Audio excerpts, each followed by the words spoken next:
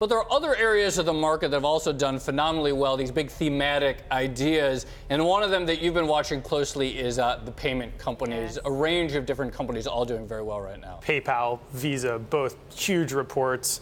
Again, huge momentum in future revisions, which is what you want to see for the stocks. We've got MasterCard this week. Square is going to report. We're really positive on both of those as well. So what's the takeaway from that? What does it say about the state of consumer spending and perhaps the hole that retail is in, traditional retail? Consumer spending incredibly strong. The economy is incredibly strong, as we just saw with the GDP print. What's interesting is you see the Amazon print, which was huge, and then you get that JCPenney guidance, which was terrible. I think basically you're just seeing a switching of where people are spending money. Another one you didn't mention, but Square, Jack Dorsey's other company, the one that's doing phenomenally well. That stock was, $10 in 2016, now over $35, just straight line up.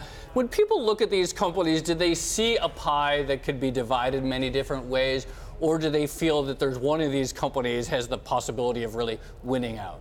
Look, I think it's a allocate to all kind of approach. Square is a thematic, a story stock. Right. It's not really producing too much in the way of EPS yet. The revenue growth is incredible. I think, investors believe that there is a sea change in who controls, the flow of those payments, and they want to be allocated to the future winners. How the exact fundamentals play out in terms of how they generate bottom line, profit, probably still a little bit up in the air. We talk about how these tech companies beat earnings estimates by huge margins. Were earnings estimates just too low? People were too negative coming in? So here's the really interesting thing. During this tech rally, especially in the big cap stocks, multiples have come down. And a lot of people are screaming, oh, can the FANG stocks continue to go up? Can they continue? Well, multiples haven't really risen. They've gone down. You look at Facebook, and every quarter, they put up these incredible revenue numbers, and they beat on EPS. And people go, how much higher can it go? As long as they're putting up the fundamentals, multiples coming down, it's very hard to believe that they're going to, at some point, take these stocks down.